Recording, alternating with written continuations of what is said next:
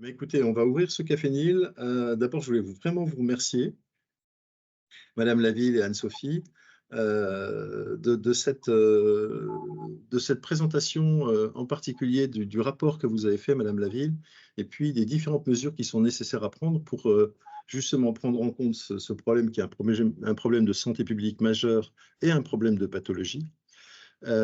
Puisqu'on estime qu'à l'heure actuelle, il y a 17%, mais là je parle sous le contrôle d'Anne-Sophie et de vous, parce que vous connaissez les chiffres mieux que moi, il y a 17% des Français qui sont déjà en statut d'obésité, et l'OMS estime qu'en 2030, on aura un quart de la population qui sera touchée par l'obésité. Alors, le plan nutrition santé prend fin en 2023, la feuille de route également. Le gouvernement a souhaité qu'il y ait une suite, et je pense que c'est une décision qui est une décision positive. Si je regarde les différents plans par comparaison, c'est-à-dire le plan national contre le cancer ou le plan national contre les maladies rares, on s'aperçoit que c'est vraiment une structuration du système de santé qui permet de faire souvent avancer des choses de manière positive. Donc, je pense qu'il faudra vraiment qu'on ait une suite à tout le travail qui a été effectué. Merci d'ailleurs de votre mobilisation et je salue la mobilisation d'Anne-Sophie qui a été sans faille depuis des années. Et je trouve que le pouvoir de la démocratie sanitaire et des patients s'en trouve non seulement honoré, mais en plus de ça, légitimé. Vraiment, tu fais un travail qui montre que la parole des patients est absolument importante pour prendre des décisions politiques et faire bouger tous les acteurs dans un sens qui est un sens positif. Voilà, donc ces quelques mots d'introduction pour vous passer la parole, Madame Laville, et puis vous demander justement les grandes lignes de votre rapport, et on discutera ensuite avec Anne-Sophie, et on se retrouvera tous ensuite pour pouvoir vous poser des questions et écouter vos réponses. Merci beaucoup, mais merci beaucoup de cette introduction. Alors, comme je suis pas une habituée du café, je vais peut-être me présenter. Donc, Martine Laville, je suis actuellement professeure émérite, ce qui veut dire que ça fait longtemps que je travaille. Toute ma carrière hospitalo-universitaire a été centrée sur la nutrition et plus particulièrement les problèmes d'obésité, à la fois sur les aspects soins et les aspects recherche. Et donc, je me suis vue confier à la fin de l'année dernière une mission par les deux ministres, à la fois François Braun, ministre de la Santé et de la Prévention, comme Anne-Sophie aime à le souligner, le Premier ministre qui a cette double casquette, et également Jean-Christophe Combe, qui est ministre des Solidarités et du Handicap, mais l'aspect solidarité est quand même aussi très important pour nous. Donc, confier cette mission pour prévenir et mieux prendre en charge l'obésité, un sujet que je connais bien depuis longtemps et je connais aussi Anne-Sophie depuis très longtemps puisqu'il y a comme ça des missions qu'on porte. Et pour ce faire, j'ai interviewé à peu près une centaine de personnes, beaucoup en vidéo, hein, sans se déplacer, mais on peut savoir beaucoup de choses, qui m'ont donné à lire des centaines de rapports qui ont été écrits. Et c'est vrai qu'à la fin de ces interviews, je me suis dit, mais tout le monde sait ce qu'il faut faire quand même, en fait. Et par contre, de mon expérience, notamment de médecin, je sais que bien qu'on sache ce qu'il faut faire, eh bien, c'est pas la réalité des choses. Donc, je me suis dit, mais tout a déjà été écrit, qu'est-ce que je peux rajouter à ça? Et surtout, comment faire pour que ce rapport n'aille pas rejoindre la pile de rapports qu'on m'a donné à consulter. Et notamment, il y avait un rapport des sénatrices qui a été rendu en septembre 2022, qui est excellent et qui disait déjà tout, plus le rapport de l'OMS, très récent aussi, 2022, qui dit exactement ce qu'il faut faire. Donc, ce qu'il faut faire, quand même, on le sait globalement, mais on m'a demandé de donner des réponses concrètes. Donc, j'ai essayé de donner des réponses concrètes et ça aboutit quand même à 4 priorités et 40 recommandations. C'est peut-être beaucoup. Souvent, mes collègues me disaient « Ah, tu demandes-tu 2 trucs, sinon tu n'auras rien ?» Bon, OK. Mais si on veut aller dans le concret, il faut aller dans le détail. Voilà, ces 40 recommandations. J'ai bien aimé votre introduction sur les comparaisons avec les plans cancer. Si on regarde, on a quand même la chance d'avoir eu le PNNS, hein, PNNS 4, qui normalement se termine en 2023, mais va être prolongé jusqu'en 2024 et qui aura une suite. Par contre, sur l'obésité, on avait eu un plan, même qui s'appelait plan présidentiel obésité en 2010. Hein, c'était Arnaud Badevant qui était aux manettes et qui a permis la création des centres spécialisés en obésité, qui a été quand même déjà une avancée énorme, puisque l'obésité a eu le droit de citer à l'hôpital et dans les hôpitaux universitaires, ce qui n'était pas quand j'étais jeune, même les diabétiques de type 2 n'avaient pas on les considérait à peine comme des malades, hein, plutôt toujours s'ils avaient qu'à manger et bouger, on connaît l'histoire, ils ne seraient pas malades. Et donc, ça a été quand même une petite révolution. Au niveau des spécialistes de l'obésité et de l'obésité de recours, ça a quand même transformé la vision de la maladie qui a pu avoir sa place à l'hôpital. Mais malheureusement, après, il y a eu un trou. Puis après, il y a eu la dernière feuille de route qui a été un peu compliquée avec le Covid. Mais le Covid a par contre vraiment montré et Anne-Sophie sait très bien l'expliquer, les plus atteints étaient les patients en obésité, indépendamment même du diabète, de l'hypertension, etc. Hein. Donc l'obésité en soi est un facteur de grave. Et donc Anne-Sophie dit, nous on représente 18 maladies, 19 avec le Covid, qui a montré a fortiori qu'il faut faire quelque chose. Donc, j'ai pris cette mission à cœur et donc avec 4 niveaux. La prévention, bien sûr, qui est indispensable, la meilleure prise en charge, la recherche, il faut continuer à chercher pour avoir les bons médicaments, les bonnes solutions et ne pas oublier les outre-mer parce que vraiment je savais bien sûr qu'il y avait des problèmes majeurs, mais l'ampleur du problème est vraiment à prendre en compte. Je veux pas sur la prévention. Sur la prévention, je vous dis, il y a eu ce rapport de l'OMS qui est très clair sur ce qu'il faut faire. On a quand même, bien sûr, cet antécédent du programme national nutrition santé qui a les axes tout à fait sur la prévention primaire, ce qui est écrit partout.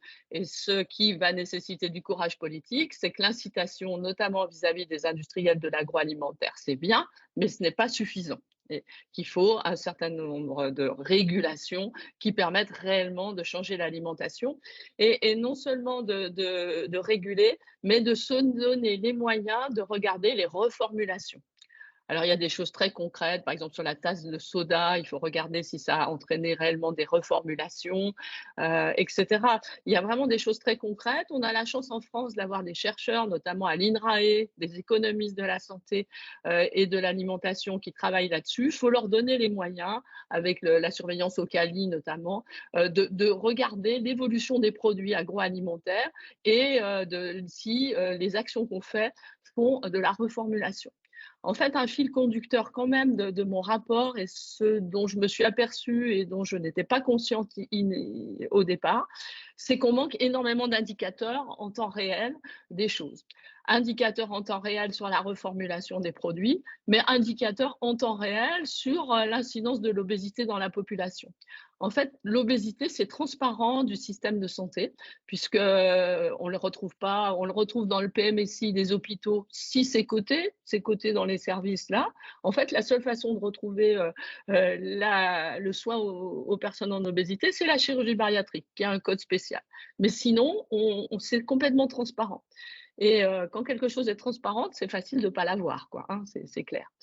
Et notamment, puisqu'on reste dans cet axe prévention, je pense qu'il est indispensable qu'on ait une meilleure vision réellement de l'incidence de l'obésité, notamment de l'enfant, à travers les examens de santé obligatoires. Ces examens de santé obligatoires, c'est quand même une richesse de la France. On a quand même un bon système de santé, de bonne base, mais les données ne sont pas transmises pour des tas de raisons et pour lesquelles il y a des solutions concrètes, notamment parce que le généraliste n'est pas valorisé, la consultation n'est pas valorisée, donc faire des démarches codées spécialement pour que ça remonte, c'est compliqué pour lui. Les PMI ne sont pas payés par la sécurité sociale et n'ont aucun intérêt et pas le temps de le faire, etc. Ce qui fait que les données qu'on a, qui sont quand même intéressantes, données par l'adresse, c'est des données d'enquête.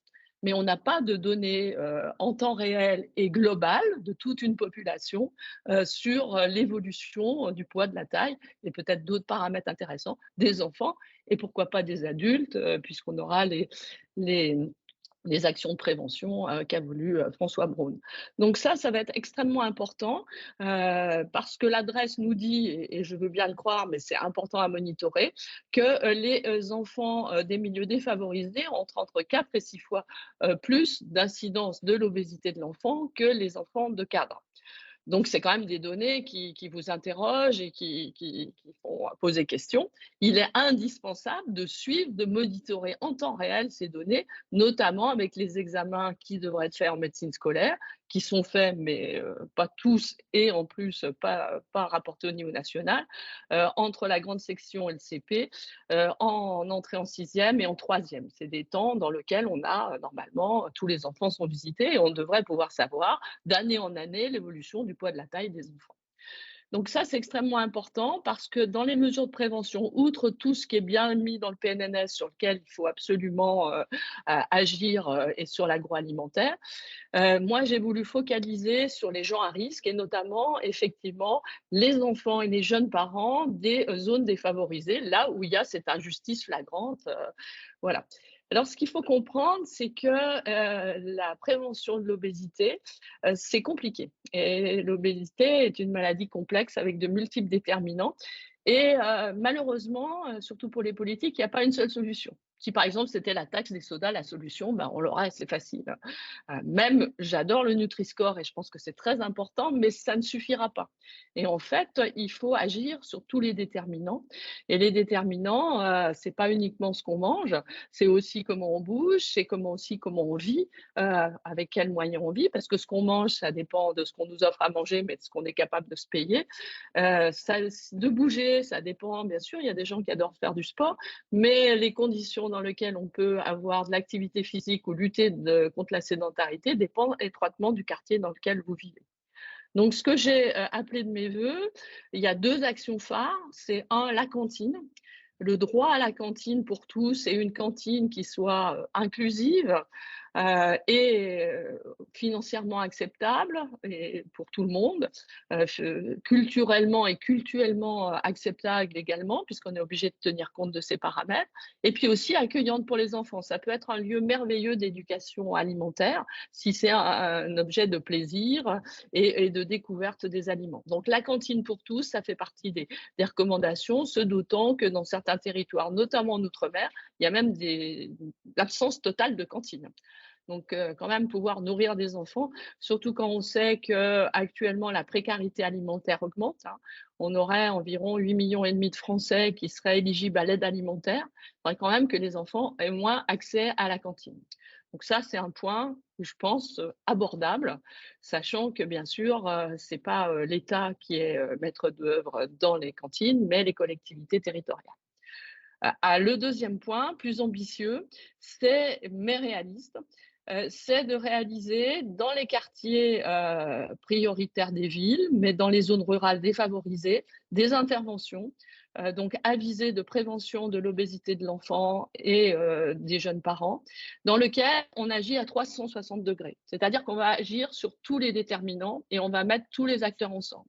Les acteurs, ce que je peux dire, c'est qu'au cours de mes 100 interviews, j'ai rencontré énormément d'idées, énormément d'énergie, énormément de bonne volonté et plein d'envie de faire. Donc, on est un pays formidable, hein, avec beaucoup, beaucoup d'énergie. Donc, le problème, c'est que cette énergie, elle est souvent dispersée, gaspillée. Il n'y a pas une école qui a pas son action, il n'y a pas une caisse d'assurance maladie qui est la sienne, une mairie, etc., etc. Chacun, plein de bonne volonté, fait un petit bout du truc. Mais un petit bout, ça ne sert à rien, en fait. C'est tellement global, il faut agir à 360 degrés en mettant tous les acteurs, les maires, les associations, l'école, c'est un bastion, l'école, etc., etc. C'est très bien fait par des collègues, notamment à Nice. On a le professeur Christian Pradier, qui est un professeur de santé publique, qui depuis 2 ans a travaillé le projet qui démarre dans 2 ou 3 quartiers difficiles de la ville de Nice, sous l'égide du maire de Nice, du directeur du CHU, etc., etc., pour mettre tous les acteurs ensemble pour lutter comme ça, en améliorant l'éducation, en améliorant la mobilité, en faisant intervenir l'école, mais aussi des associations, des ateliers. J'ai une collègue à Marseille qui travaille à l'INRAE, le docteur Nicole Darmon, qui a fait un truc qui s'appelle OptiCourse, qui est une façon de faire des courses quand on n'a pas les moyens et de manger sainement. Il faut mettre tout ça en place. Donc, ce que je pense, c'est que des initiatives, il y en a plein, elles sont dispersées. De l'argent, il y en a qui est mis. Il faut tout rassembler ça avec des programmes. Et tout ce qui est compliqué, si on le décide du haut, devient beaucoup plus simple quand on prend des acteurs volontaires au niveau local. C'est du micro. Il faut faire du micro. Je pense que vous connaissez tout, Esther Duflo, qui lutte contre la pauvreté dans les pays comme l'Inde, etc. Elle part aussi du micro. Et si on ajoute des micros à des micros à des micros, on fera des grandes choses. Donc, j'ai appelé de mes voeux au niveau de Santé publique France de faire des expérimentations comme ça en partant des endroits où il y a déjà des ferments, mais en les mettant ensemble et avec une méthodologie. En fait, il manque de pilotage.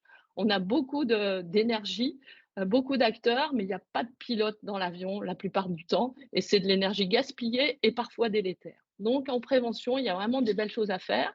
On est un pays qui n'a pas complètement la culture de la prévention, alors qu'il y a beaucoup d'initiatives individuelles et beaucoup d'énergie. Donc ça, c'est la prévention. La prise en charge, et peut-être que je laisserai peut-être Anne-Sophie faire une introduction sur quelles sont les difficultés des patients sur la prise en charge, et puis je verrai si les solutions que j'apporte ont du sens.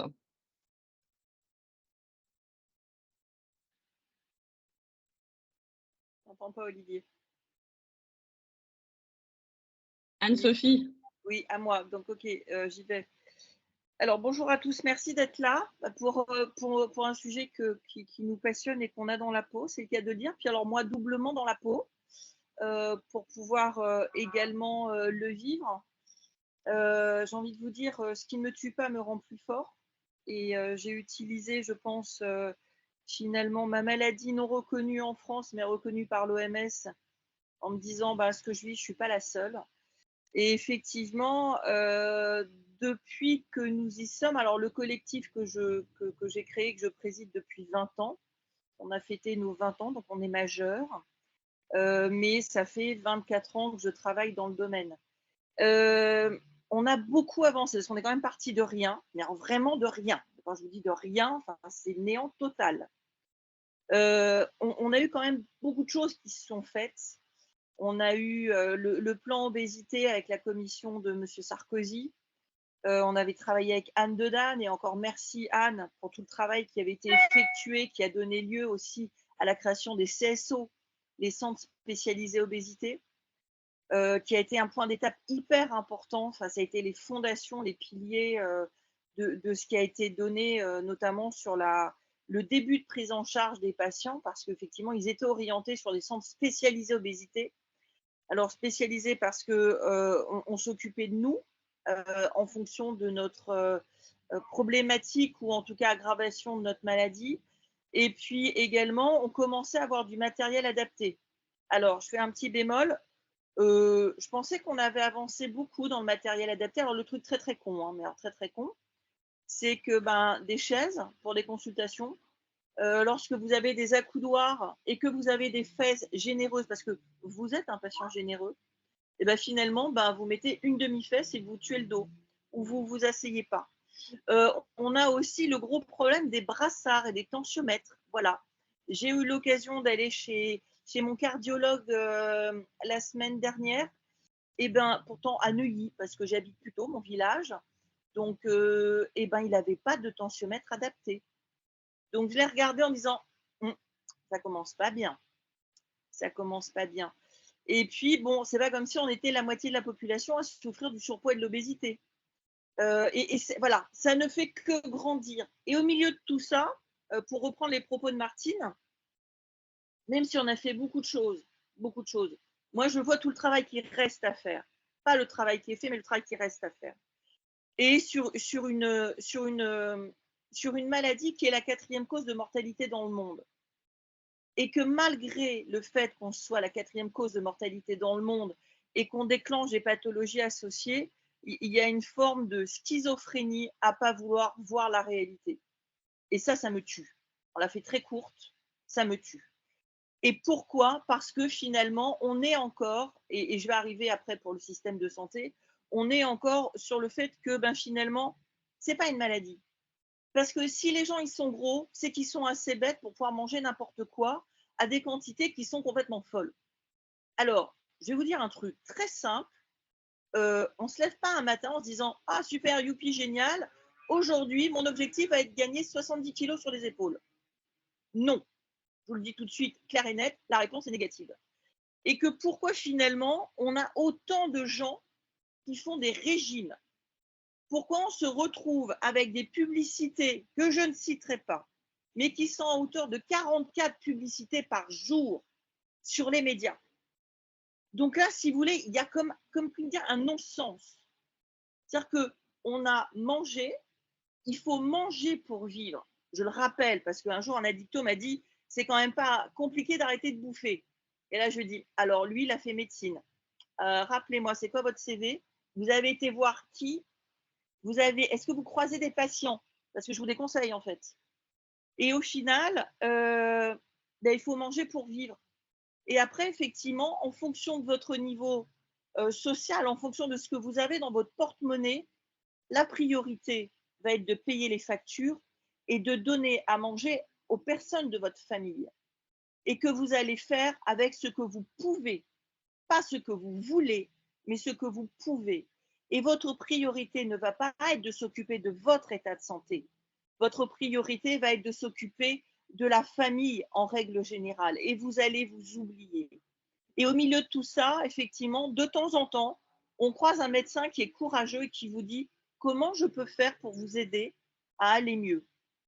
Et dans le « aller mieux », finalement, c'est avoir une traçabilité, une visibilité de ce qui est possible d'être fait, de qui aller voir, comment aller le voir, entamer. Alors, je vais dire des mots qui peuvent paraître bateaux, mais qui sont tellement vrais dans la réalité.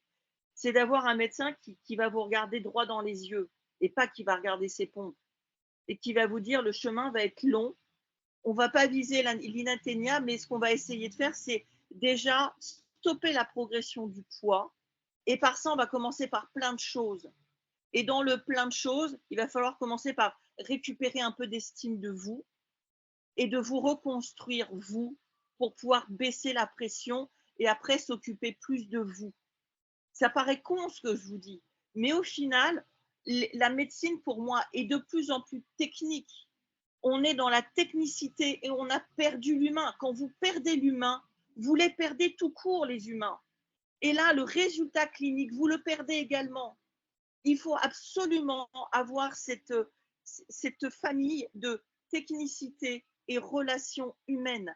Et effectivement, l'obésité, je suis désolée, on est des colosses au pied d'argile, on est des gros marshmallows enrobés de chocolat, et que, en fait, il faut nous prendre avec simplicité, avec humilité et avec authenticité, en essayant de se projeter dans ce que l'autre peut vivre et ce que l'autre est prêt à faire ou à avancer en se disant bon, alors, est-ce que la personne que j'ai en face de moi, parce que ce n'est pas une maladie qui est reconnue par la France, et puis si finalement, moi, en tant que patient, on me disait ok, bon, tu as peut-être un peu déconné à un moment donné, mais n'est pas obèse qui veut être obèse, parce qu'il y a ça aussi, et que les portes d'entrée, elles sont à hauteur de 600.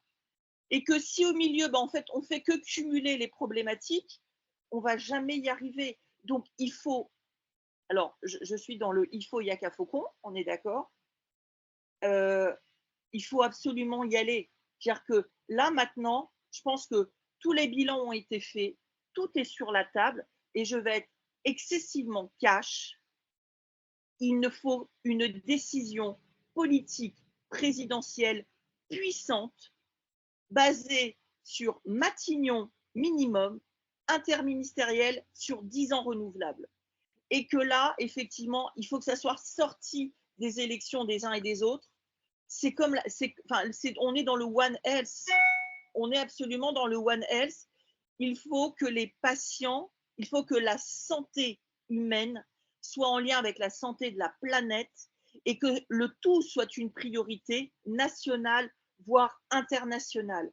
J'ai croisé la semaine dernière Julie de Saint-Pierre, qui est une pédiatre au Canada, avec qui effectivement on travaille lointainement. On s'est vu la semaine dernière et elle me dit, et ça fait partie des questions que j'ai pu voir tout à l'heure, moi le problème que j'ai, c'est que je veux faire la prévention, mais au Canada on me dit oui, mais alors tu vois, faire la prévention sur les enfants obèses, ça sert à rien. On va pas les embêter.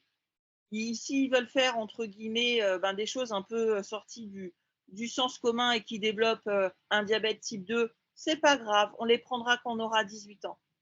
La réponse est non. La réponse est très clairement non. Vous savez, et je ne suis pas médecin, Martine le dira mieux que moi, tous les médecins le diront mieux que moi, dès l'instant où vous installez des pathologies à l'âge de l'enfant, notamment sur des pathologies chroniques comme ça, vous êtes en train de crucifier ces gens-là. Et humainement, ce n'est pas entendable. Et je rappelle un petit détail, là, l'État a été condamné pour la pollution hier ou avant-hier. Et alors moi, je mets la puce à l'oreille. Attention sur l'alimentation. Attention sur des pouvoirs potentiellement d'inaction.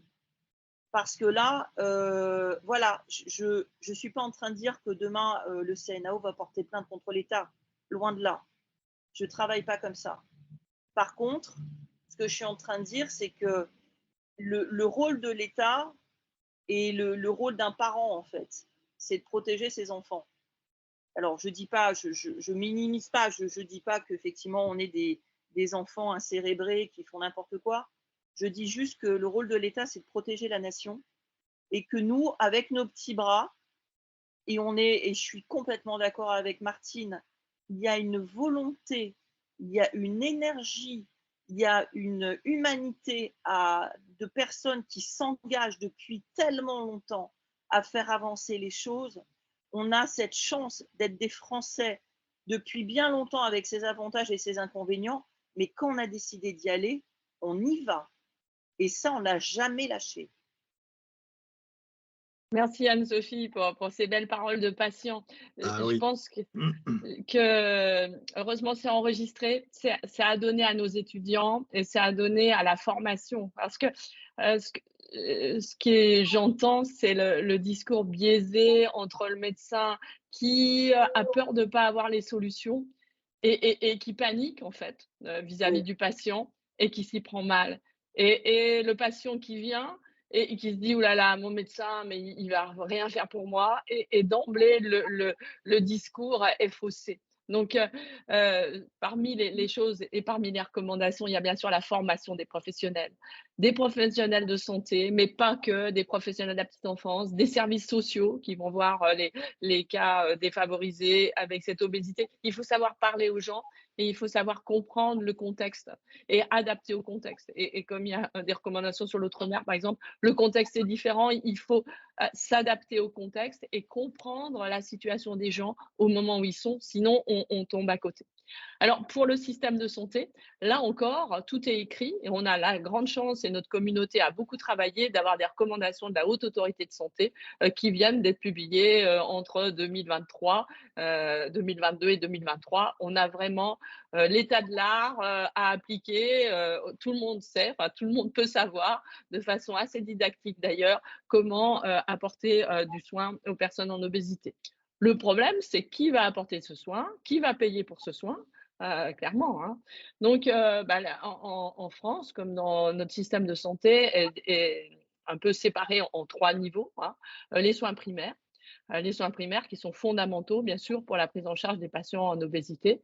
Il faut que le médecin généraliste soit formé, mais il faut aussi que le médecin généraliste ait la capacité de se faire aider et se faire aider par des professionnels paramédicaux, parce que le médecin généraliste, c'est très important, il va faire le bilan, il va faire l'histoire de vie et c'est fondamental qu'il sache faire ça et qu'il ait l'empathie pour faire ça et qu'il explique, comme l'a très bien dit Anne-Sophie, qu'on va partir ensemble dans un programme de longue durée parce qu'on est face à une maladie chronique, mais il faut qu'il ait des relais. Il faut les relais, ça peut être les infirmières azalées, ça peut être les IPA, mais il y a des tas d'obstacles. Il y a l'absence de valorisation de ces prises en charge. Les IPA, l'obésité n'étant pas reconnue comme une maladie chronique, ça ne rentre pas dans la liste que les IPA peuvent prendre en charge. Les diététiciens ne sont pas remboursés, donc il y a des obstacles à tous les niveaux. Il y a eu des initiatives aussi de la communauté très importantes avec les expérimentations et innovations en santé, les articles 51. Il y en a 10 sur l'obésité. Il y en a qui marchent très bien. Et ce qu'on souhaite, c'est qu'ils puissent être déployés sur le territoire rapidement. Mais pour qu'ils soient déployés et passés dans le soin courant. Donc, il faut déjà que la sécurité sociale, ce cher monsieur que vous allez avoir la semaine prochaine, accepte aussi le coût lié à ça. Et puis, il va falloir qu'il y ait des professionnels formés et des professionnels intéressés par ça. Et pourquoi ils n'étaient pas intéressés, les professionnels? C'est qu'ils se sentaient assez démunis. D'une part parce que on n'a peut-être pas assez formé les gens à c'est quoi l'obésité, c'est compliqué, l'empathie, comment on fait, comment on amène les médecins ne sont pas formés, mais même les paramédicaux, hein, les diététiciennes à l'ancienne. J'espère qu'il y a beaucoup de diététiciens et diététiciennes qui écoutent. Mais la formation à Bac+2 de BTS, des gens entre 18 et 20 ans, c'est pas possible d'avoir tout ça. Et ça va être important de faire de la formation continue et la parole des patients, de faire entendre la parole des patients. Il faut avoir le retour. Quand on dit quelque chose, c'est important d'avoir le retour patient. Donc, il y a plein de mesures, parmi mes mesures, des choses assez concrètes, notamment ces articles 51, qui, à la fois pour les soins primaires, mais aussi au niveau des spécialistes, hein, on manque de façon cruelle des spécialistes. Bon, quand je vais voir les responsables de l'ONDPS qui fixent le nombre d'internes par discipline, ils disent mais tout le monde pleure qu'ils en veulent plus pour leur discipline. Ok, mais en plus il y a eu des changements. Enfin bon, c'est assez technique, mais en 2017 il y a eu une réforme des études médicales qui a supprimé les DESC, les formations complémentaires en nutrition. Ça a disparu, mais le quota des gens qui se formaient, qui était environ de 30 personnes par an, ce qui était quand même pas énorme, a été supprimé sans être remplacé par le nouveau DES dans diabéto-endocrino-nutrition, qui n'a pas eu son effectif augmenté. Ce qui fait qu'on perd chaque année par rapport au nombre déjà insuffisant qu'on avait il y a quelques années, 30 à 40 personnels formés, et qu'aujourd'hui, en spécialistes en nutrition, il y en a 2000 en France, il y en a 500 qui ont plus de 60 ans. Donc, si on n'augmente pas le nombre de spécialistes, on aura beau faire toutes les recommandations de l'HAS qu'on veut, ou faire tous les articles 51 que l'on veut, même dans le soin courant, on n'a pas les professionnels. Donc, il faut augmenter le nombre de professionnels, il faut faire de la formation continue, et il faut faire une formation où la parole des patients paye. Après, on a des grandes choses qui arrivent. On a les médicaments de l'obésité, qui était quelque chose de tabou en France, qui vont arriver. Il faut qu'ils trouvent leur place. Il ne faut pas qu'il y ait de mésusage. Il faut pas, et c'est la crainte de tout le monde, hein, il ne faut pas que les gens considèrent que les médicaments de l'obésité peuvent être détournés pour perdre les 2 kilos, pour rentrer dans son maillot de bain. Ça serait une catastrophe et ça priverait les patients qui en ont besoin des traitements. Il y a la chirurgie de l'obésité qui doit trouver sa place. En France, elle a une place hypertrophiée parce qu'il n'y avait pas d'autres soins. Hein. Tous les paramédicaux qui aident n'étaient pas remboursés. Les médicaments n'existaient pas et quand ils existaient, n'étaient pas remboursés. Et il n'y a que la chirurgie qui est en vente libre et qui donnait quand même, avec des publications, des résultats qui peuvent être intéressants s'ils sont mis au bon moment, de la bonne façon, avec un suivi à vie. Parce que quelle que soit la solution thérapeutique, malheureusement, c'est une maladie chronique qui nécessitera ce suivi à vie. Donc, il y a des choses simples. Alors, j'ai vu des questions ALD ou pas ALD. On peut, donc Anne-Sophie demande l'ALD, je l'ai mis dans mon rapport. Il faut voir que l'ALD, c'est pas grand-chose en fait. L'ALD vous rembourse les médicaments, la chirurgie, elle, c'est à part, il n'y a pas besoin d'ALD, et les transports. Elle ne rembourse pas la diététicienne. Enfin, tous les patients atteints de maladies chroniques, diabétiques, insuffisants rénaux, ils n'ont pas plus d'accès aux paramédicaux. Donc, moi, je me battrais plutôt pour passage dans le droit commun avec des forfaits bien construits, des axes paramédicaux et puis, bien sûr, pas de reste à charge trop important pour les médicaments, pour ceux qui en ont besoin. Mais voilà, l'ALD, c'est un grand mot qui fait peur peut-être à la caisse, mais concrètement, il y a des choses très concrètes à faire. Voilà, pour le soin, on pourra en parler et répondre aux questions. La recherche, c'est vraiment fondamental et notamment parce qu'il va falloir voir complètement les algorithmes de traitement avec l'arrivée des médicaments. Quelle est leur place? Quels sont les bons répondeurs? Et pour ça, on a besoin d'avoir une recherche publique forte parce qu'il y a des laboratoires pharmaceutiques qui sont ici présents, qui sont très sympathiques et qui font plein de choses. Mais par exemple, faire une étude randomisée médicaments contre chirurgie, ils ne sont pas très chauds parce que voilà, voilà. Mais après, peut-être que les médicaments peuvent être intéressants après chirurgie s'il y a eu un échec. Enfin, il faut qu'on sache ça. Et ça, c'est que l'académique qui va pouvoir le faire. Et puis, la recherche en obésité, ça va de la recherche fondamentale à la recherche clinique, à l'épidémiologie et aux sciences humaines et sociales.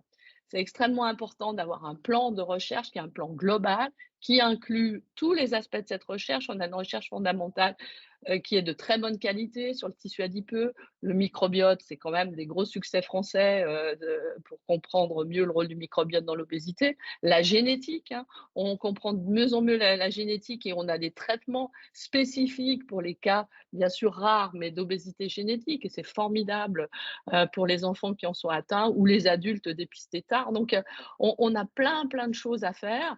On avait fait, j'ai retrouvé en 2013, on avait déjà fait un premier rapport où on avait regardé l'étendue de la recherche à des sciences humaines et sociales jusqu'à la recherche en épidémiologie, où on avait plein de recommandations qui n'ont pas été suivies. Ce qui fait que la France a des individualités d'excellence, hein, vraiment, et qu'on a un rapport investissement au résultat qui est extrêmement bon. Mais nos collègues et nous-mêmes, on s'aperçoit, on est en train de décrocher. Vraiment décrocher parce que d'autres pays ont mieux investi, les États-Unis bien sûr, mais toute l'Europe du Nord, les Allemands notamment ont eu des grands plans d'aide à la recherche avec le gros souci qu'on a, c'est le renouvellement des chercheurs. On n'attire plus nos jeunes, on n'attire plus les meilleurs et les meilleurs ils partent et ne reviennent pas. Donc là, il y a urgence, ça a été dit pour toutes les disciplines, mais l'obésité qui était, je vous dis, le rapport efficacité sur investissement, il est majeur dans notre discipline, mais il y a le renouvellement des cadres à faire, et là, ça va être difficile si on n'est pas plus attractif. Et mon dernier point, c'était l'outre-mer. L'outre-mer, c'est la catastrophe. C'est la catastrophe de tous les côtés, au point de vue économique, au point de vue pauvreté et au point de vue incidence des maladies, l'obésité en premier, puis avec le diabète, l'insuffisance rénale qui suivent. C'est tellement grave que si on fait quelque chose, on va le voir. En fait, quand on a une situation catastrophique, pour finir, c'est plus facile. Je veux mieux prendre des choses de façon paradoxale, mais c'est vrai. Quand vous avez énormément de choses à faire, vous faites un petit peu, ça se voit déjà. Donc, si on trouve des solutions pour l'outre-mer, mais il faut y aller. Il ne faut pas toujours dire et aussi l'outre-mer. Mais l'outre-mer, c'est compliqué. Effectivement, l'outre-mer, ça doit s'adapter au niveau local. Et c'est pour ça que les sciences humaines et sociales sont aussi importantes pour comprendre comment faire passer des messages dans des cultures différentes. Il n'y a pas que l'outre-mer où il y a des cultures différentes, d'ailleurs, en métropole aussi. Et c'est très important. Et donc, il ne faut pas oublier, il faut des actions. Il y a des endroits moi, j'ai vraiment eu des contacts avec les collègues de La Réunion qui font des choses extraordinaires dans des situations très difficiles. Mes collègues endocrinologues vont à Mayotte une fois par mois, une semaine, etc. Enfin, c'est vraiment dans des conditions très, très difficiles, mais les gens, là encore, ont pleine volonté. Dans les Antilles, c'est très dur, mais aussi les grands acteurs de l'État locaux sont très motivés, hein. Donc, il y a plein de choses à faire et on peut le faire. On est la France quand même. Voilà, donc on est prêt à répondre à vos questions. Je voudrais juste rajouter quelque chose, si tu veux bien, Olivier. Oui, bien sûr.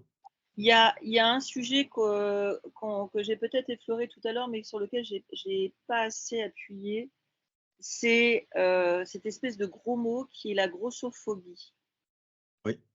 Et en fait, là, la DGS et le PNNS m'a confié le pilotage du travail avec des auditions comme l'a fait Martine, sur comment on peut lutter contre la grossophobie. Les personnes qui souffrent d'obésité, pour pouvoir emmener la population aux soins et à la prévention. Je travaille également avec le docteur Antoine Épin, qui a fait une thèse sur la grossophobie. Il avançait des chiffres qui étaient de 54% de soignants en sciences générales. Attends, parce que tu fais la grimace, mais tu n'as pas fini de faire la grimace. Il y a d'autres chiffres qui sont arrivés qui étaient de 64%. Et lorsque j'ai discuté avec Julie de Saint-Pierre, qui est au Canada, elle me disait qu'effectivement, il y avait une chercheuse qui avait fait un travail là-dessus. Elle était à 90% de grossophobie chez les soignants. 90%. Je ne jette pas la pierre. Ce que je veux dire, c'est que et ce qu'on disait tout à l'heure avec Martine, c'est que lorsque un patient qui, lui, déjà ne se met pas en priorité sur son état de santé, va voir un médecin, parce qu'effectivement, il se dit, bon, là, j'ai un peu trop déconné, il va falloir que je reprenne la révision des 50 000 ou des 60 000 ou je ne sais pas quoi, je vais aller voir un médecin. Et que si effectivement, le médecin, de façon sciemment ou inconsciemment, va avoir des gestes, des attitudes, des mots, le patient va se dire, bon, ok, j'y retourne plus.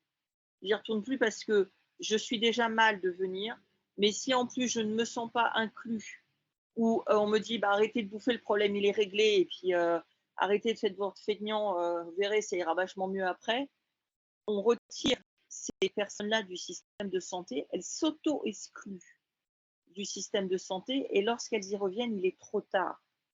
Donc, on est sur des pertes de chance, on est sur des pertes d'années de vie, on est sur finalement des traitements qui ne sont pas aussi efficaces que si on était tous beaux avec la peau claire et les yeux clairs, et qu'on ressemble tous à Adriana Carambeu, etc. Enfin, c'est pas possible. Donc voilà, c'est un immense problème. Et quand je disais tout à l'heure la reconnaissance de l'obésité comme une maladie, c'est reconnu au Portugal depuis très longtemps. Ça a été reconnu par l'Italie, par l'Allemagne légèrement avant le Covid.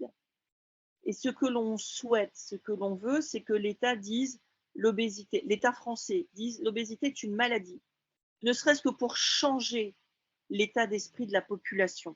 Pour ceux qui souffrent de cette maladie et pour ceux qui se disent « Ah oui, mais maintenant c'est une maladie, on l'a reconnue en fonction de certains paramètres, etc. » Donc, est-ce qu'on va se moquer de quelqu'un qui a une autre pathologie? Non. Et effectivement, tout à l'heure, j'ai employé un terme qui était schizo. Je suis désolée, c'est plus une expression qu'autre chose. J'ai blessé quelqu'un et je m'en excuse. Donc voilà, parce que le but du jeu était effectivement d'être le plus inclusif possible. Et on essaye de travailler sur la grossophobie, et on remettra le rapport au ministre début d'année prochaine. Voilà, je voulais juste conclure là-dessus. Et bien entendu, tu viendras nous l'expliquer dans le cadre des Cafés Nil. Ah, mais bien sûr, avec un café. Alors, juste, on voulait quand même Martine. reconclure sur. Moi, j'ai conclu quand j'ai fait la présentation au ministre, en gros, et maintenant. Et maintenant. Donc, et maintenant, qu'est-ce qu'on veut? On veut, comme l'a dit Anne-Sophie, mais je pense qu'il faut à nouveau enfoncer le clou. On veut des plans, comme vous avez dit, comme le plan cancer, des plans dans la continuité.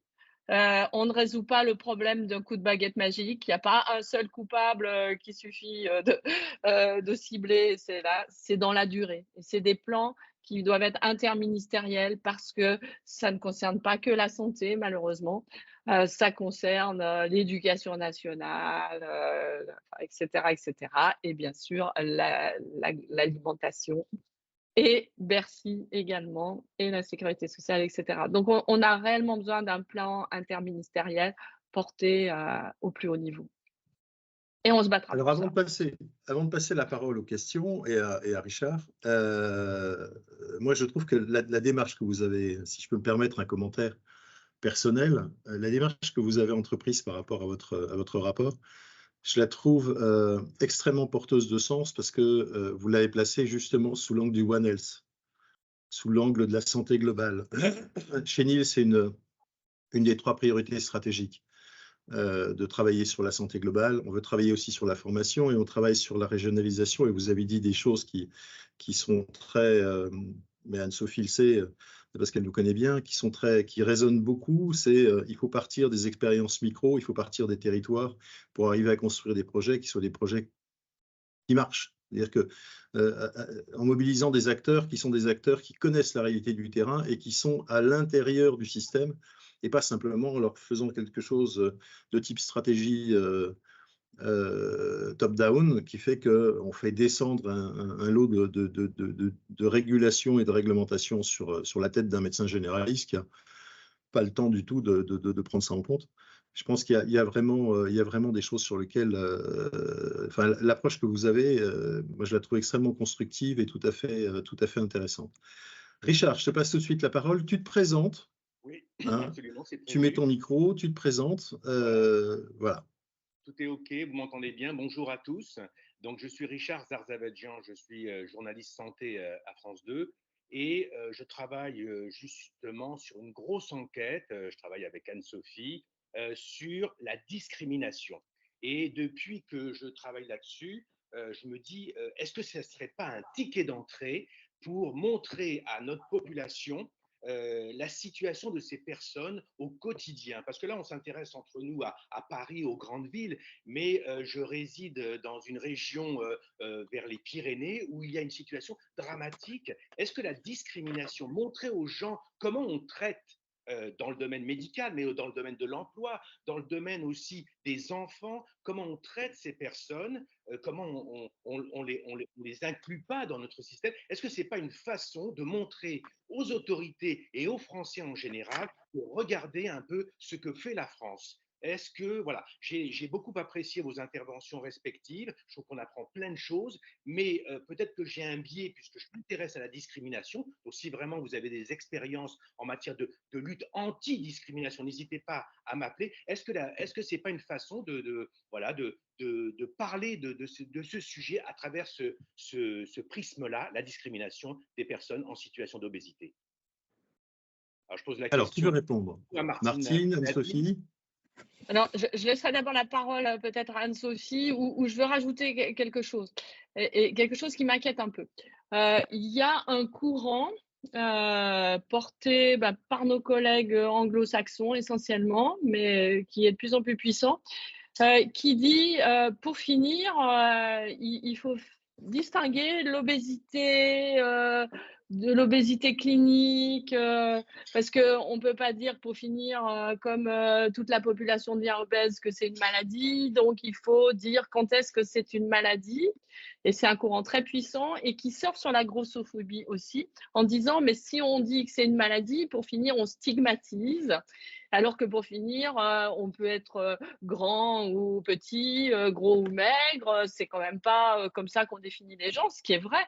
Mais ça conduit à remettre en question quand même obésité maladie. Alors effectivement, l'indice de masse corporelle n'est pas un index majeur et il y a besoin d'affiner ça, mais il y a en tout cas tout un courant. Et là, moi, je suis dans un groupe qui veut écrire un article dans le Lancet. Il vient de sortir un article récent sur la philosophie des maladies et la philosophie de l'obésité, en comparant, en disant, pour finir, l'homosexualité a été dit comme une maladie, on dit l'obésité, est-ce que c'est pas, on n'agit pas de la même façon? Donc, il va falloir… Excusez-moi, c'est mercredi, je garde les petites filles. Voilà, c'est la vie, c'est un café chez vous. Oui, donc c'est très important de faire attention.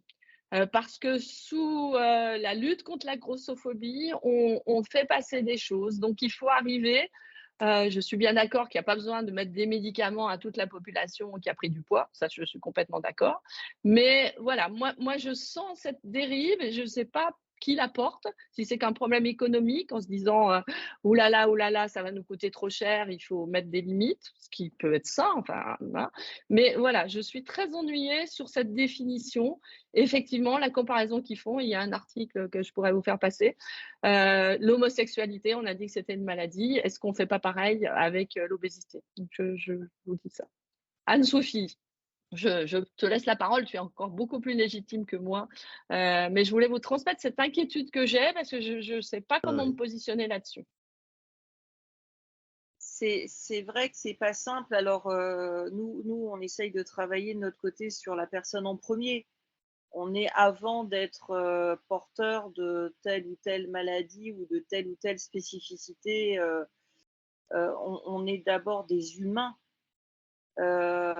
Et après, effectivement, on vit avec telle ou telle maladie. Alors après, effectivement, les gens qui disent qu'il y a de plus en plus de personnes qui souffrent d'obésité, j'ai envie de vous dire pourquoi. Pourquoi il y a 100 ans, il y avait beaucoup moins d'obèses? Enfin, moi, je suis, neurologiquement parlant, je me dis, mais pourquoi il n'y en avait pas il y a 100 ans? Pourquoi il y en a maintenant? C'est quoi le fait qui fait qu'effectivement, c'est un des mots du siècle? Pourquoi effectivement il y a ça? Pourquoi effectivement on va être de plus en plus nombreux? Pourquoi l'OMS s'affole, et à juste titre? Donc c'est aussi un fait établi. Et puis après, c'est la médecine, c'est l'OMS qui dit, ben voilà, passer tel IMC, passer tel et tel, la HAS ou l'OMS, ben voilà, on est comme ça. Donc c'est les scientifiques qui ont posé ces règles-là. Et moi, je me base sur ce que la science et les chercheurs et les médecins disent. Mais et je me dis, ben voilà, lorsqu'on arrive à un IMC ou à un certain âge où on commence à accumuler de plus en plus certains facteurs, on est assujetti à augmenter de plus en plus des risques dans telle et telle partie.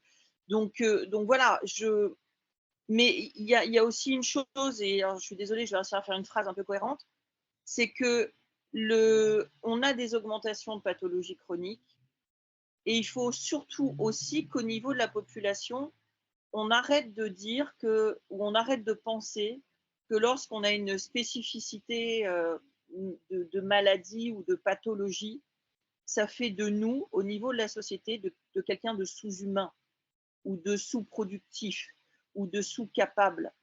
Et ça, c'est juste n'importe quoi. Et il faut arrêter avec ça. On commence maintenant, surtout les stars commencent à dire ben voilà, je vis avec un cancer ou je suis atteint d'un cancer. Avant, on disait ah, il est mort d'une longue maladie. Ben, il n'y a rien de plus hypocrite que de dire ça. C'est la réalité. Il faut qu'on accepte la réalité. Il faut qu'on arrête de biberonner les gens à ce qu'on ne veut pas voir ou ce qu'on ne veut pas entendre. C'est la vraie vie. On est des adultes. Il faut accepter que finalement les choses changent. Il faut dire les choses, il faut arrêter les non-dits, il faut arrêter l'hypocrisie. Et puis pour pouvoir avancer, si on ne dit pas les choses, on ne peut pas évoluer et on ne peut pas avancer. Alors, on passe à la question numéro 2. La question numéro 2, c'est Anne. Mets ton micro. Et voilà, je mets le micro et voilà. je baisse la main. Bonjour à toutes et à tous. Bon, moi, effectivement, comme l'a rappelé Anne-Sophie, j'avais eu l'honneur de présider une commission de réflexion lancée par le président Nicolas Sarkozy. Je regrette, je déplore, je constate que globalement, depuis 2008, il ne s'est rien passé. Enfin, je caricature, mais à peine. Ma question est la suivante. Même si j'ai bien compris les limites de la qualification de l'obésité comme une maladie et à fortiori comme une longue maladie, est-ce que ce n'est pas quand même le début d'un process qui peut être vertueux, en considérant que c'est une maladie et pas une faute, c'est pas de leur faute, ils ont qu'à moins bouffer, premièrement. Deuxièmement, en intégrant un certain nombre de soins qui sont peut-être pas totaux, mais qui sont déjà importants. Troisièmement, pour déclencher ce fameux plan, et c'est dans le plan que je mettrai tout ce dont vous avez parlé, madame, sur ce qui n'est pas typiquement aidé. Je pense que malheureusement en France, mais peut-être je me trompe, hein, si on ne commence pas par dire c'est une maladie et en plus c'est une maladie de longue durée, on n'y arrivera pas. Et là, c'est le conseil politique que je demande, sachant qu'on a un PLFSS en 2024 qu'on est en train de commencer à préparer et que je me dis c'est peut-être le moment de le faire. Quelle est votre réaction ? Oui, tout à fait. En tout cas, moi, j'ai mis dans mes recommandations la LD, hein, parce que j'ai vraiment essayé de comprendre et personne ne m'a donné vraiment de définition. J'ai dit, mais c'est quoi? Comment on définit une maladie chronique? Alors, on m'a dit, mais non, mais la LD, c'est pas ça qui définit, c'est l'HAS qui définit. Je dis, mais l'HAS a dit que c'était une maladie chronique. Ah oui, mais apparemment, dans la loi française, mais vous connaissez peut-être mieux que moi, il n'y a pas vraiment de personnes. On me dit c'est scientifique, c'est l'HAS, mais la Sécu dit ah bah oui, et simplement tout ce que j'ai trouvé, c'est que pour finir, les infirmiers de pratique avancée, pathologie chronique ont une liste dans laquelle l'hypertension, par exemple, a été retirée, et donc l'obésité n'y est pas. Et donc, un IPA ne peut pas prendre en charge, sauf ponctuellement si un patient en obésité, s'il n'a pas de diabète, par exemple. Donc, j'ai demandé au minimum qu'on change la liste des pathologies pour que ça soit inscrit, l'obésité aussi. Mais effectivement, je suis assez d'accord avec vous que l'ALD, bien que de façon un peu stupide, l'ALD en soi n'est, à mon avis, pas l'action majeure, mais c'est le seul moyen réel de reconnaître la maladie chronique. Et ce qui est un peu stupide, puisque c'est uniquement enfin, c'est la sécurité sociale, pour finir, qui à la fin définit ce qui est une maladie ou pas, et pas les instances scientifiques. Bien qu'on nous renvoie sur les instances scientifiques. On est parfaitement d'accord sur cette imprécision réglementaire et juridique. Et c'est vrai que le seul acte réglementaire qui permet de définir une maladie, c'est véritablement la LD ou le remboursement des soins qui sont liés à un état pathologique. Autrement, il n'y a pas de reconnaissance de la maladie en France. Oui, mais même l'ALD ne rembourse pas les soins liés à la pathologie, tous les soins nécessaires. Donc, je suis complètement d'accord avec vous. Ça rembourse. Les actes chirurgicaux passent outre tout ça. Bien sûr. Oui. Non, mais c'est l'une des complexités du système sur lequel ce système a été bâti en millefeuille. Donc, on a accumulé un certain nombre de mesures, mais elles sont toutes parcellaires et elles donnent toute la possibilité éventuellement de faire des dérogations. Ce qui s'est passé pendant la Covid, d'ailleurs. C'est assez intéressant d'analyser ça. Quand j'ai réclamé, j'ai eu quand même différentes instances, ils m'ont dit, mais c'est tout à fait possible de mettre en dehors des ALD 30, de mettre l'ALD spécifique, voilà, et il n'y a pas de problème. À part que les médecins qui ont déjà 10 000 choses à faire, ils ne font pas ce type de démarche de façon exceptionnelle. Enfin, on peut pas. Exactement. Enfin, c'est une façon de nous renvoyer. Et ça, à la fois la Caisse nationale, les gens que j'ai contactés, et la DSS, la direction des services de la sécurité sociale, m'ont renvoyé au fait qu'on peut toujours mettre en ALD individuellement en dehors de ça. Donc, à mon avis, il y a une résistance là-dessus, c'est clair. Oui, très certainement une forme de résistance, mais on pourra poser la question la semaine prochaine, justement à Franck von Lennep. Anne-Sophie, tu voulais intervenir ? Oui, juste compléter ce qui a été dit, c'est qu'effectivement, pour moi, la base fondamentale, c'est d'appeler un chat un chat. C'est qu'il faut, voilà, il faut dire l'obésité, passé un certain stade, rentre dans les pathologies, est une maladie. Et à partir de là, effectivement, on commence à coller des indicateurs à droite, à gauche. Si ce n'est pas écrit, si ce n'est pas dans les mesures, ça n'existera pas. Et il n'y aura pas de considération, que ce soit de la part de la population générale ou que ce soit de la part des patients et des professionnels de santé. Il faut, à mes yeux, il faut commencer par la base. Et la base, c'est ça. Et après, tout le reste découlera. Mais pour ça, il faut que, et je le répète, il faut une volonté politique puissante et déterminée jusqu'à la fin. Sinon, on n'avancera pas. Alors, on passe à la troisième question. Jean-François, tu te présentes également. Merci beaucoup de la parole. Merci, mesdames, pour ces exposés passionnants. Jean-François Thébault, je suis vice-président de la Fédération française des diabétiques. Et Dieu sait si nous avons des enjeux communs sur toutes ces affaires. Sans vouloir être trop long, je voudrais faire deux remarques et deux propositions. La première remarque, Madame Laville, votre IMC, c'est vachement stigmatisant. Toute ma vie, j'ai lutté pour être en dessous de 30 et j'y arrive pas. Donc, ça me fait...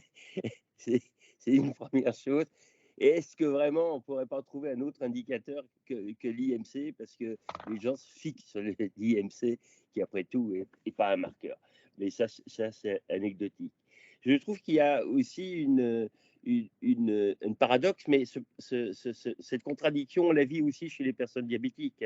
Demander en même temps d'être reconnu comme une personne normale et en même temps d'être mis en ALD, nous on a cette même problématique avec les personnes diabétiques qui veulent, et que nous revendiquons être comme tout le monde pour les métiers, mais quand il y a eu le Covid, on les a quand même... Donc il y a quand même un problème social, psychologique à régler qui est difficile. Et pour rebondir sur ce que vous disiez à propos de la grossophobie, il ne faut jamais oublier que finalement, on a un choix personnel. Ce qui est important, c'est que chacun d'entre nous soit bien informé. Et après, effectivement, si c'est notre choix de fumer, de boire, autre chose, et de continuer de manger, on n'est pas dans un pays utilitariste où au nom de la société, on va vous punir parce que vous risquez de coûter trop cher après, comme en Angleterre où on ne rembourse plus les soins chez un fumeur qui a un cancer, etc. Voilà, donc il y a le choix personnel, c'est quand même très, très, très important. Les deux propositions, il y en a une, vous l'avez dit, il faut absolument que ce soit interministériel, parce que la santé, c'est de la prévention, c'est de l'alimentation, ça ne peut pas être autre chose qu'interministériel. Il faudrait que chaque ministère ait une ligne prévention primaire dans dans son budget à établir, comme ils l'ont maintenant pour l'éco-responsabilité. Enfin, pour dernier, sur votre point LD, pas LD, remboursement des soins, vous l'avez très bien dit, Madame Laville. Le problème, ce n'est pas d'être catégorisé, le problème, c'est que les soins soient remboursés. Or, il y a un nombre de soins de prise en charge ne le sont pas. Donc, il faut commencer par rembourser les diététiciennes, éventuellement dans un cadre précis, rembourser les soins psychologiques, rembourser surtout ce qu'on nous on appelle l'accompagnement thérapeutique, qui n'est pas de l'éducation thérapeutique, ça peut être forfaitisé, etc. C'est l'article 1161-3, celui qui est juste après l'éducation thérapeutique, et on n'attend qu'une seule chose, c'est que le ministère demande par arrêté à l'HAS de définir ce que c'est qu'un accompagnement thérapeutique. Et là, la situation pathologique ou pas, parce qu'en fait, on a droit aux soins, même quand on n'est pas en ALD, on a droit à tous les soins à condition qu'ils existent. Et pour qu'ils existent, il faut qu'ils soient définis. Donc, si pour cette catégorie de personnes, l'accompagnement thérapeutique est défini par la Haute Autorité de Santé, et il n'y a aucune raison qu'elle ne le fasse pas, sauf une question d'argent de la part de la Sécu, ça permettrait de prendre en charge les patients. Je vous remercie. Merci beaucoup. Je veux bien l'article là que vous m'envoyez sur le chat, le numéro de l'article. Je n'avais pas saisi la nuance et c'est très important ce que vous avez dit. Pour l'IMC, ça a une valeur épidémiologique essentiellement pour suivre la population. Après, la valeur individuelle, comme dit Anne-Sophie, c'est l'individu. Et ce qui est important, c'est peut-être regarder son poids, sa taille, mais de regarder son état de santé et qu'est-ce qui l'amène pour vous consulter. C'est pour ça qu'il y a toutes ces discussions sur obésité clinique ou pas, et c'est sûr, on sait depuis longtemps que l'IMC, c'est très réducteur, et on l'a peut-être trop popularisé, mais ça a un intérêt pour suivre épidémiologiquement une population, et ça, c'est un intérêt important. Après, les populations, il y a l'âge, il y a l'ethnie, etc., qui font que les normes sont en plus différentes en fonction de tout ça. Voilà, merci. Anne-Sophie, un commentaire par rapport à l'intervention de Jean-François? Jean-François, c'est un vieil ami avec qui on travaille beaucoup. On peut faire des commentaires sur les propos d'un vieil ami. Mais oui. Jean-François étant aussi un de mes vieux amis, donc. Oui. Alors, je rebondirais juste sur l'IMC. Effectivement, Martine, elle l'a dit. Enfin, ça permet de donner des indicateurs, et puis nous on rajoute le tour de taille abdominale parce que ça aussi c'est un indicateur qui est assez important. Par contre, moi je me revois parce qu'on avait la SOFCO, la Société savante de chirurgie bariatrique, il y a 15 jours. On a encore des professionnels de santé qui disent « Ah mais un tel a perdu du poids mais il est toujours pas en dessous de 30 ». Mais attends, il part de combien? Allô? Et il part de combien? À un moment donné, il faut sortir aussi des cases et se dire on a baissé considérablement le risque. Et effectivement, le patient, cliniquement, va mieux et psychologiquement va mieux aussi. Et que même s'il n'est pas dans la tranche en dessous de 30, je vais vous donner mon avis de patiente, on s'en fout. On s'en fout. Le but du jeu est d'aller bien, d'aller mieux, et de le garder, cet état. Donc, après, j'ai envie de vous dire, voilà, alors je vais être un peu trash, il y a ce que veut le médecin et il y a ce que veut le patient. Et c'est là où la communication avec les deux est hyper importante, parce qu'effectivement, il faut réussir à obtenir cette fusion de ces deux objectifs. Et l'échec, c'est où vous le mettez. Moi, l'échec, il se met là où le patient le met, pas nécessairement là où le médecin le met. Alors, on a une question de Jacques Vernin, mais avant, si je reprends dans le fil, il y avait une question de Pierre Lalanne que je trouvais intéressante. Pierre, si vous voulez prendre la parole, je vous la donnerai volontiers pour que vous puissiez poser la question en direct à Madame Laville et à Anne-Sophie. Oui, bonjour. Je connais Madame Laville et Madame Joly. Donc, je suis journaliste à l'agence de presse médicale. J'avais deux questions avant d'avoir les résultats de ce que les ministres vont tirer du rapport de Madame Laville. Je voulais savoir qu'est-ce qui est prévu. Est-ce que vous avez été interrogé par rapport à la future stratégie nationale alimentation, nutrition, climat, qui qui est prévu dans la loi Climat et Résilience et qui doit être publié en juillet prochain. Je trouvais qu'il y avait un lien quand même assez fort. Et aussi, vous avez parlé des industries agroalimentaires qui sont souvent citées. Qu'est-ce que vous demandez précisément concernant la régulation de leur activité? Merci. Alors, Anne-Sophie est encore plus au courant que moi puisqu'elle est membre active du PNNS 4 et donc moi, je suis allée présenter mon rapport au PNNS 4. Hein. Donc, d'une part, ça va être poursuivi sur l'année 2023 en attendant la nouvelle mouture et les actions vont se poursuivre. Et il n'y a pas de problème de ce côté-là. Elles vont plutôt se renforcer. Et elles sont bien sûr très en lien avec mes recommandations. C'est pour ça que dans mes recommandations, je ne m'étais pas étendue sur cette partie-là, mais j'avais plutôt focalisé sur les actions locales et la prévention chez les sujets à risque et les enfants. Ce qu'on demande, on demande des actions de régulation, c'est toujours les mêmes. Hein. C'est la régulation de la publicité des produits de mauvaise qualité. À mon avis, il y a des choses concrètes à faire sur la tasse de soda. Et puis, mes demandes particulières, moi, c'est vraiment de pouvoir monitorer les actions qu'on fait sur la reformulation des produits et avoir un suivi. Je crois que c'est vraiment très important de ne pas lancer des plans et de ne pas se donner les moyens de suivre les choses. Et c'est important. Mais Anne-Sophie est encore plus au courant parce qu'elle est très active dans PNS 4 et ses suites. Alors, Anne-Sophie. Ouais, merci Martine. Alors, il y a le PNNS et puis le CNAO fait partie du CNA. Le CNA, c'est le Conseil national de l'alimentation, qui est une instance interministérielle basée sous l'égide de 4 ministères. Donc, ministère des Finances, Agriculture, Alimentation, Écologie et Santé, dont le PNNS fait évidemment partie. Sur l'alimentation, on travaille en ce moment, alors je vous dis ce que je peux vous dire, sur un projet qui s'appelle la SNANC. C'est sur effectivement la production alimentaire, la transformation alimentaire, le marketing alimentaire et les effets santé. Donc, c'est large, mais effectivement, si vous produisez à coup de pesticides, si vous transformez l'alimentation à coup de perturbateurs endocriniens, on va avoir des problèmes. Donc, en fait, on est en train de travailler sur ces sujets-là. C'est effectivement baisser les nitrites, baisser les folates. Est-ce qu'on peut baisser le sel? Est-ce qu'on peut baisser les graisses saturées? Est-ce qu'on peut baisser le sucre qui est à tour de bras dans tout un tas de trucs? Donc, je peux vous dire que les conversations sont chaudes, très chaudes. Mais effectivement, je pense qu'on peut améliorer la qualité de la transformation, de la production alimentaire et de la transformation dans un intérêt, alors je suis un peu monomaniaque, du One Health. C'est ce qu'on va laisser comme impact sur la planète et c'est que va avoir comme effet secondaire sur nous.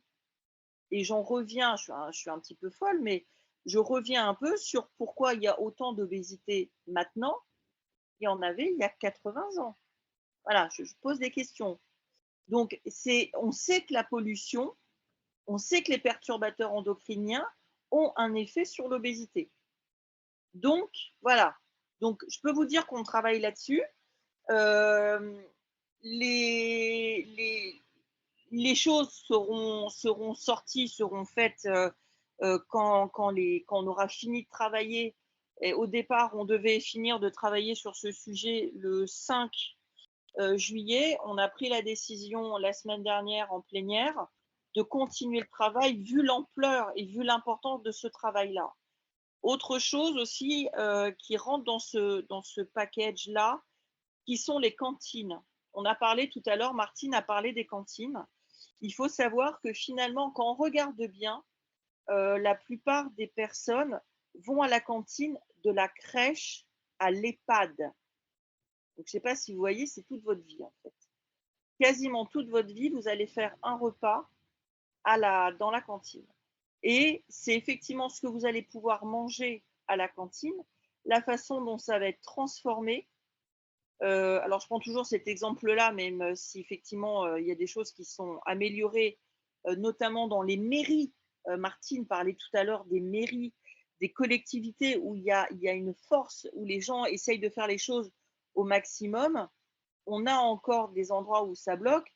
Moi, quand j'étais jeune, les pâtes qui sont cuites pendant 2 heures, c'est plus des pâtes, c'est du sucre. Donc voilà, le truc un peu con.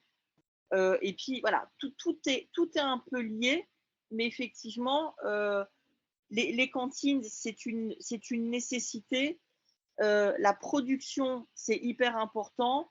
Ce qu'on va transmettre comme information, évidemment, les publicités, ça c'est le travail de la charte alimentaire qui est fait au sein de l'ARCOM et qui est fait, enfin, à l'ARCOM qui est anciennement le CSA, hein, le Conseil supérieur de l'alimentation, où on a la charte alimentaire depuis le plan obésité de M. Sarkozy.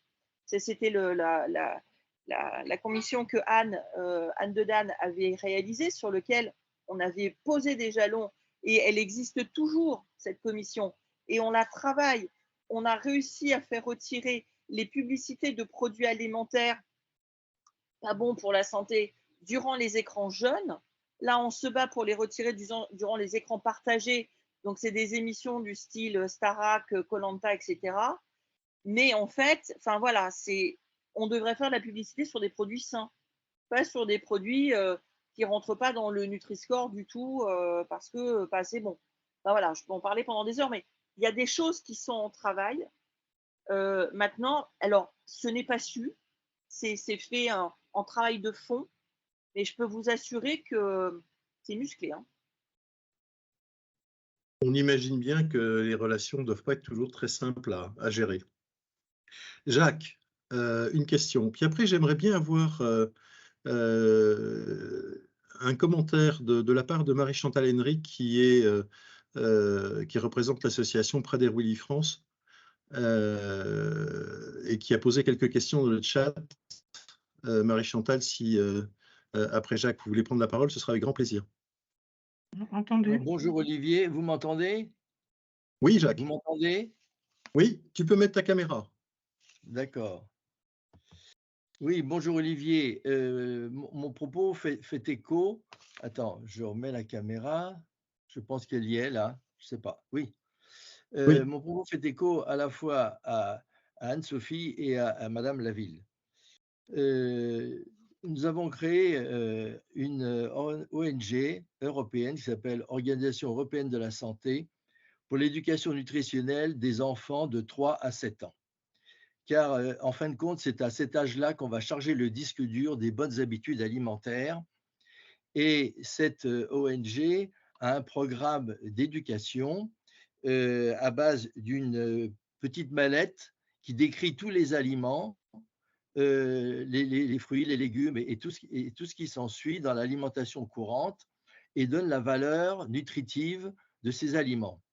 Alors, c'est à la fois une éducation informative et ludique pour que les enfants accrochent à cette éducation. Alors, malheureusement, on se développe dans tous les pays de l'Est, mais en France, il y a une espèce de blocage. Je ne sais pas d'où il vient, mais Madame Laville a bien exposé la situation réelle, c'est-à-dire qu'il y a des groupuscules qui fonctionnent d'une manière tout à fait disparate et il n'y a pas de politique, il n'y a pas un chef d'orchestre et il n'y a pas un patron dans ce système. Car c'est à la prime enfance qu'il faut agir et c'est là que se prennent tous les travers. Quand je vois les caddies des mères de famille, des zones que vous avez dit qualifiées de défavorisées, c'est bourré de sucreries, de boissons sucrées, de bonbons, parce que le gamin, c'est lui qui fait le choix du caddie. Il est là-dedans, il désigne à la mère ce qu'il lui faut, et pour la mère, pour avoir la paix, elle prend ce que veut l'enfant.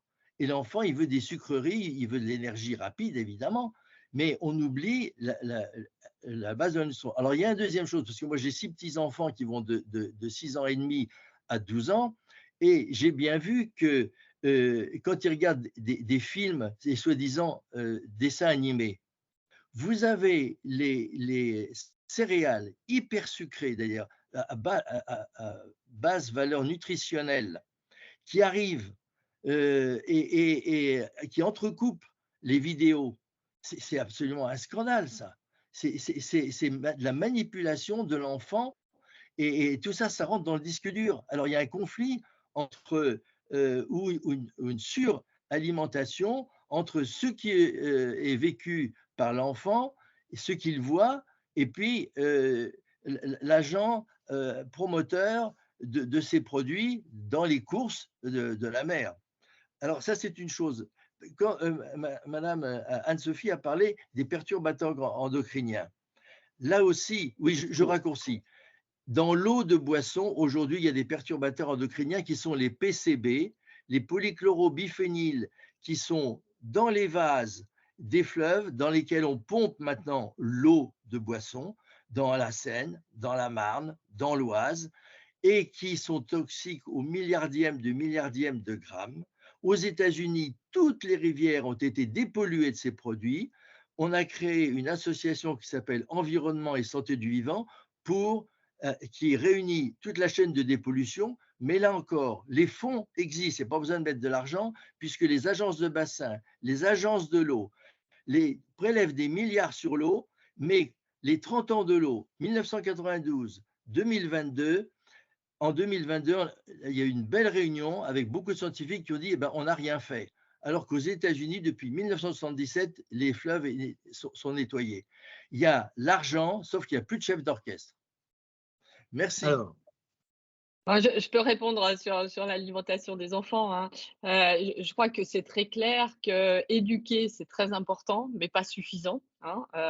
Et si on ne change pas l'environnement et notamment les publicités qui donnent des injections paradoxales, hein, ce que expliquait bien Anne-Sophie, on vous dit il faut manger sain, manger c'est comme ça, puis vous voyez que des pubs pour manger des choses là. Donc effectivement, c'est pour ça qu'en plus d'éduquer, et éduquer tôt, il faut aussi réglementer pour pas que les enfants soient sans arrêt matraqués par des choses. Et je pense que là, ce qui est vraiment intéressant, le Nutri-Score passe bien chez les enfants. Et à mon avis, si on faisait des logos un peu ludiques autour des bonhommes avec le Nutri-Score, etc., les enfants comprennent bien le Nutri-Score, en fait, hein. Tout à fait. Et donc, voilà, il faut éduquer et réglementer. Et pour les polluants, je laisse Anne-Sophie qui, effectivement, a aussi ses idées là-dessus. Mais on est bien d'accord, hein, qu'il faut. Et c'est pour ça Je donnerai à qu'effectivement, Olivier les la coordonnées. proposition. Je donnerai à Olivier les coordonnées de l'ONG, Organisation européenne de la santé. Jacques, n'hésite pas à les mettre dans le chat, comme ça tout le monde pourra en bénéficier. D'accord. La proposition que chaque ministère ait comme l'éco-responsabilité ait un truc sur l'obésité, ça me paraissait une excellente proposition. Merci. Alors, je suis complètement d'accord avec ce qui a été dit, avec ce qu'a dit Martine. Ah, moi, faire une phrase. D'où, j'en reviens, parce que je suis un petit peu têtue, d'où l'interministérialité basée à Matignon sur 10 ans renouvelable minimum. Il faut que ça soit l'équivalent d'un plan cancer, mais un plan obésité, enfin, avec l'alimentation sur le One Health, la pollution, etc. Deux choses. La première, je vous entends très bien quand vous dites la maman, elle se retrouve à la caisse avec des produits gras, salés, sucrés. On est sur des familles. Alors, moi, je suis originaire de Calais. Donc, j'ai plus 20 ans, évidemment, mais originaire de Calais. Et je me souviens, donc, les corons, le chômage, enfin, je vous passe des endroits très sympathiques, mais des gens avec un cœur, mais énorme, énorme. On n'a pas d'argent pour aller en vacances. On n'a pas d'argent pour acheter le dernier jean à 150 €. On n'a pas d'argent pour aller s'acheter la dernière Game Boy qui machin. Mais j'ai toujours entendu les familles du Nord, je suis du Nord, dire on n'a pas d'argent, mais si tu veux manger quelque chose, ça, je peux encore te le payer. Donc, il y a une forme de je ne peux pas te faire plaisir, mais sur un truc sur lequel je peux te faire plaisir, je vais te donner tout l'amour que je peux te donner via cette alimentation, même si elle est néfaste, même s'ils savent qu'effectivement, ils vont tuer à petit feu. Vous voyez ce que je veux dire? J'en ai des frissons. Ces familles, pour celles que je connaisse, donnent de l'amour à travers quelque chose parce qu'elles ne peuvent pas donner autre chose que ça. Et qu'on dit toujours dans le Nord, il y a toujours une place de libre. La porte est toujours ouverte. On n'est pas riche, on n'a pas d'argent, on n'est pas propriétaire, on n'a pas fait de hautes études, mais on reçoit les gens. Si quelqu'un a besoin de manger, il sera toujours le bienvenu à table. Et c'est une façon de donner de l'amour. Et c'est là où l'éducation, où l'information, sans faire mal, doit être dit en disant, finalement, vous pouvez donner de l'amour autrement. Et vous pouvez le multiplier, cet amour. Faites-le vous-même. Je vous montre comment vous pouvez le faire vous-même. Il est là, le truc. Et c'est en ça que c'est, à mes yeux, hyper important de savoir manier la communication de ce qu'on va transmettre à la population, parce que quand les portes sont fermées des maisons, on ne sait pas ce qui s'y passe. Et on ne sait pas la détresse et le mal-être qu'il y a au sein des familles. Et ça, voilà, je le dis avec beaucoup d'humilité. Moi, quand je peux pas m'empêcher, moi je suis très tactile. Donc moi, quand je me souviens la première fois que j'ai vu quelqu'un qui pesait 250 kilos, j'étais aimantée. Je l'ai collé. J'ai pas arrêté de l'embrasser. Bon, il était content, hein. Mais on ne touche pas un obèse. Moi, je me souviens quand j'étais au maximum de ma forme, c'était les grèves. Vous vous souvenez, les grèves 95, où il n'y avait rien qui roulait dans Paris. On ne m'a jamais touchée, jamais frôlée. De peur éventuellement de choper 5 kilos en me frôlant d'une épaule à une autre épaule. Il est là, le mal-être est là, c'est profond, c'est insidieusement ancré. Et que ça soit l'obésité ou que ça soit autre chose. Et je pense qu'on a vraiment, vraiment besoin de remettre de la valeur, de la sincérité, de l'humilité sur toutes ces questions-là, en se disant, on part d'une feuille blanche, comment on peut faire pour avancer? Et sur la pollution, évidemment que je peux que vous suivre. Voilà, il faut dire les choses, je reviens là-dessus, il faut dire les choses et puis il faut essayer. On a flingué notre planète, je vais la faire courte. Et on est en train de nous flinguer aussi. Il faut arrêter. Il faut arrêter. Et maintenant, c'est OK, on a fait mal, on ne savait pas, maintenant on le sait. On fait comment pour faire mieux? Merci pour tes témoignages, Anne-Sophie. Je crois qu'on va te proposer d'en faire des vidéos spécifiques, parce qu'il y a vraiment des choses que tu dis avec une force qui est tout à fait importante. J'ai encore 2 questions, donc on va un tout petit peu déborder. J'ai la question, enfin l'intervention de Marie-Chantal. Vous savez que chez NIL, on soutient les associations de malades et tous les ans en mécénat de compétences, et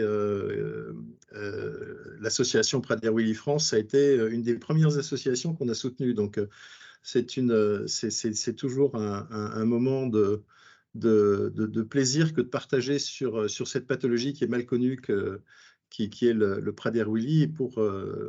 Et pour l'illustrer, je voudrais que Marie-Chantal nous en parle. Et puis après, on aura Jacques Fiorentino, et puis après, on aura fini notre programme. Marie-Chantal, vous pouvez mettre votre caméra si vous voulez. Oui, bonjour. Ma caméra ne marche pas, hein, donc je vais juste voilà, faire un petit coucou, elle se fige. Donc je vais l'enlever maintenant.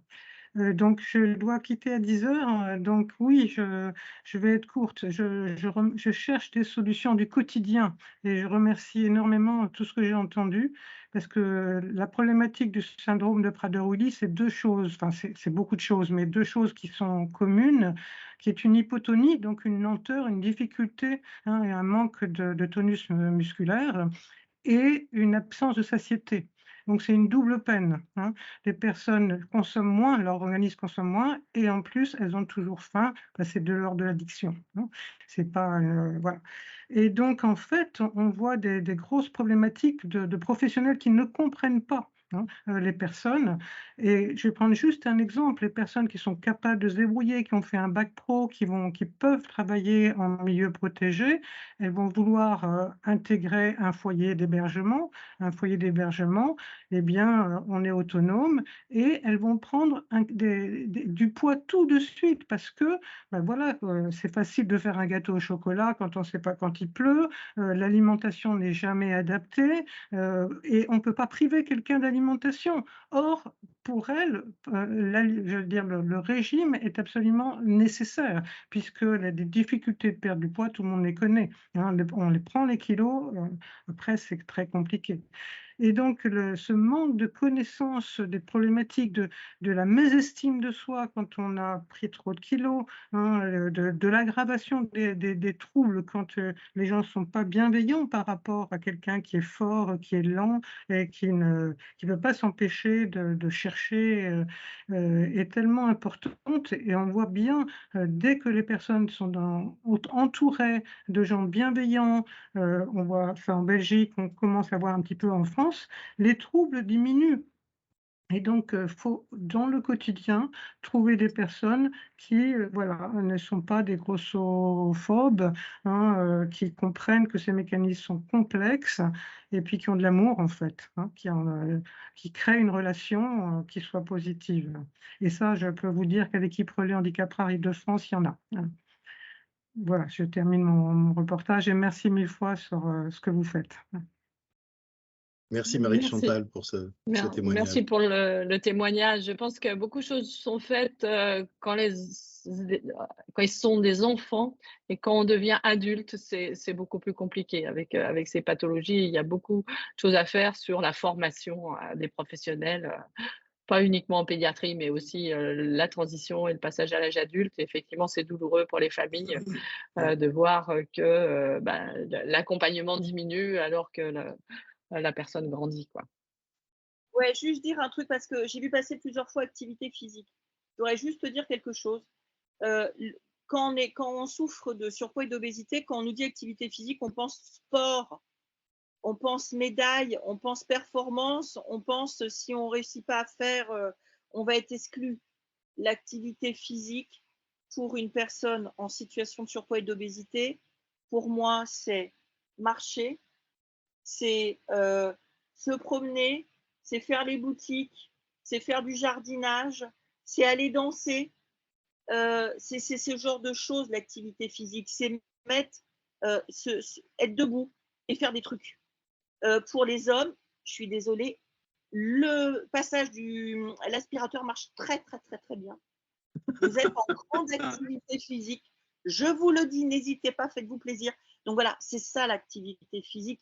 C'est l'activité plaisir de bouger son corps. Voilà, j'arrête. Je crois qu'il y avait une référence aussi à l'activité physique à l'école. Il y a eu voter les 30 minutes d'activité physique quotidienne en primaire qui ne sont en fait pas appliquées, enfin en tout cas pas dans l'école de mes petites filles. Et il y a beaucoup d'autres témoignages. Donc toujours pareil, hein, quand on fait quelque chose, il faut se donner les moyens de voir si c'est appliqué. Sinon, ça ne sert à rien. Et là, le problème, c'est la DGESCO qui n'active pas. Et je peux vous assurer que je fais ma page gentille régulièrement avec la DGESCO. Éducation nationale, excusez-moi. Les caféniles, c'est quelque chose qui est, je disais, c'est un moment d'amitié qu'on a créé entre l'équipe et puis ceux qui nous suivent. Et ça n'a pas dérogé à la règle avec vos interventions. C'était super fabuleux, c'est super touchant. Nonobstant d'être instructif et de nous montrer vers où il faut porter les efforts. Mais vraiment, je voulais vous remercier pour cet engagement, je dirais, un peu émotionnel. Et comme disaient les jeunes, ça, de temps en temps, ça donne les poils, quoi. Et je trouve ça vraiment, c'est vraiment important de parler de la santé comme ça et pas simplement de parler de la santé dans le cadre de la prise en charge médicale. Même si je suis médecin de formation, je trouve que ça manque véritablement d'une vision beaucoup plus holistique de la prise en charge des patients. Donc vous nous avez donné une belle leçon et en tout cas un certain nombre de conseils qu'on pourra appliquer dans les prochaines démarches politiques, ce qu'on pourra faire. Bien entendu, si vous avez besoin de nous, vous pouvez compter sur nous. On transmettra les messages. Anne-Sophie, tu le sais très bien. Et on va continuer dans ce sens. Voilà, encore une fois, je voulais vous remercier. C'était passionnant, c'était chaleureux. C'est comme ça qu'on aime les caféniles. Et à très, très bientôt, en tout cas. Vraiment merci. Merci beaucoup pour votre invitation et on a besoin de tous les soutiens pour aller au but. Donc, merci de ce que vous pourrez faire pour notre cause. Bonne Oui. journée. Merci à vous et comptez sur nous. Et restez humains et humbles. On a besoin de tous. Merci, bisous. Prenez bien soin de vous. Bye. Merci à vous.